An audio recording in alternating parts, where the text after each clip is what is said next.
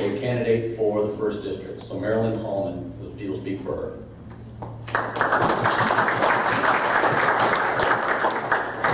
Well, thank you so much. Thank you to NR for having us today. And thanks to Deborah Hess for trusting me to represent her. I just want to tell you, I met Deborah Hess last summer. She actually made the trek out to my home. I live in Shafter. And she came out and visited with me, and I thought, my goodness, if a politician is coming to my house, what do they want and what's it going to cost me?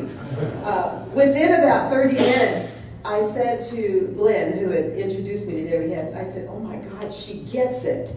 She gets it. And so really, I'm just here to brag about who I believe Deborah Hess is. Not only is she a businesswoman, and that's all right, Roy, you can go ahead and nod your head, yes, I saw that.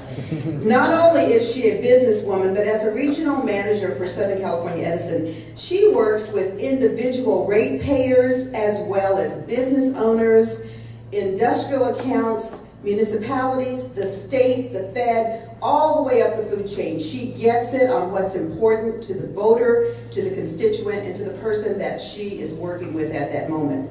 You know, I think that there's so much experience there to draw from when it comes to working as your as your supervisor representing 1st District. Because of this experience, she has worked alongside of every level of government representation. So Deborah's not coming to you unexperienced. She may not be a politician at this point in time, but she is coming to you with a tremendous background of experience working with government agencies, understanding how bureaucracies operate and how they should not operate and how to break through some of that to move things along. Deborah certainly understands legislation and regulations as it relates to building an economy. That's all a part of the energy business.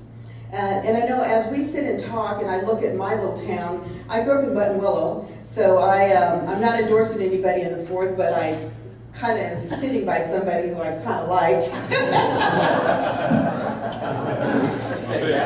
I'll take that. All righty. And, you know, we sat, and I remember years ago I worked in enterprise zone legislation alongside of city and county economic development, and I was working under Pete Parr at the time.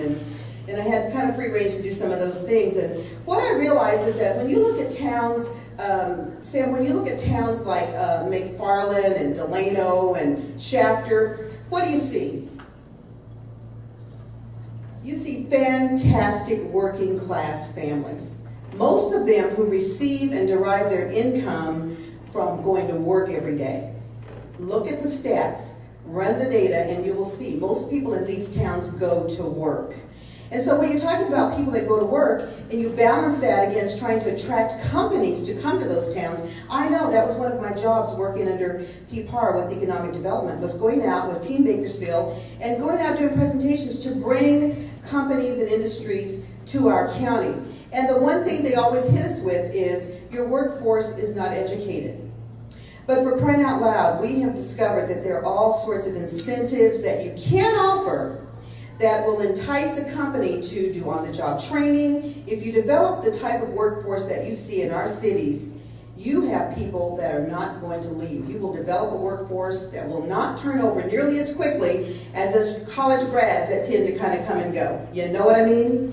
Debbie gets it. She gets it. So she's talking about things like that. She's talking about developing the type of an environment where businesses will want to come to Kern County. And when they get here, they will discover the people here that will make them strong. She's talked about wanting to bring in manufacturing and industry. I mean, when we look at McFarland and we realize that McFarland has an industrial park and it's empty.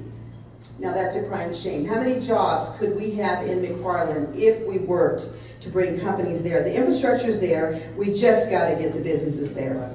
So with the few seconds that I have left, and I didn't think I would talk this long, but there's so much to say about Deborah Hess. She's awesome, and I know she would like to have your vote. Again, I recommend Deborah Hess. I respect the other candidates, but I'm going to tell you, Debbie has my vote, and I hope she has yours.